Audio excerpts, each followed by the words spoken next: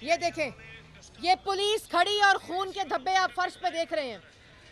ये फायरिंग की गई पुलिस की मौजूदगी में की गई। ये एफआईआर कटनी चाहिए वजीर आला पंजाब पर, ये एफआईआर कटनी चाहिए आईजी पंजाब पर, ये एफआईआर कटनी चाहिए सीसीपीओ पंजाब पर जो जाती मुलाजिम बने हुए सिर्फ इसलिए कि आटा चीनी चोर इलेक्शन हार कैसे सकते हैं। जब आरटीएस बिठाने का अमल खत्म हो गया, जिस वक्त वोट चोरी के ऊपर पहरा पाकिस्तान की आवाम दे रही है, वहां का वोटर दे रहा है, तो ये हरबे इस्तेमाल कर रहे हैं कि लोगों की जानों से खेल रहे हैं।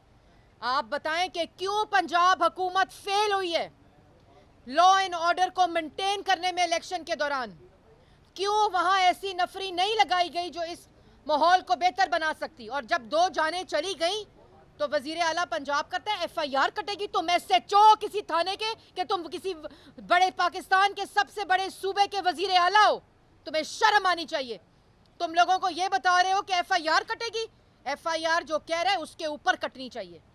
तुम एक डस्का में, सिर्फ सियालकोट में डस्का में तुम इलेक्शन को नहीं कर सके और कराए के तर्जुमान वहां बैठकर टीवी के ऊपर क्या कह रहे हैं इस वक्त कि हमने मुस्लिम लीग नून ने फायरिंग कराई है। और तुम्हें शर्म आनी चाहिए।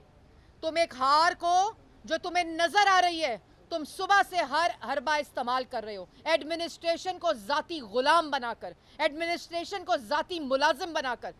और पुलिस के सामने पूरी की पूरी सूबाई हुकूमत सोई भी थी।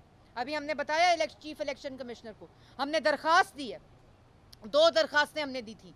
एक हमने दी कि एक्सटेंड किया जाए पोलिंग के टाइम को, क्योंकि सुबह से ऐसी सिचुएशन, ऐसे सर्कमस्टांसेस क्रिएट करने की कोशिश की गई है। और अभी चीफ इलेक्शन कमिश्नर ने ये ऑर्डर दिया है, ये ऑर्डर दिया है हमारे सामने। और वहाँ के प्रोविंशियल इलेक्शन कमीशन को भी कहा है और कमिश्नर को कि जब तक वो वोटर, चाहे वो हदूद से बाहर हो या हदूद के अंदर हो, वहाँ पर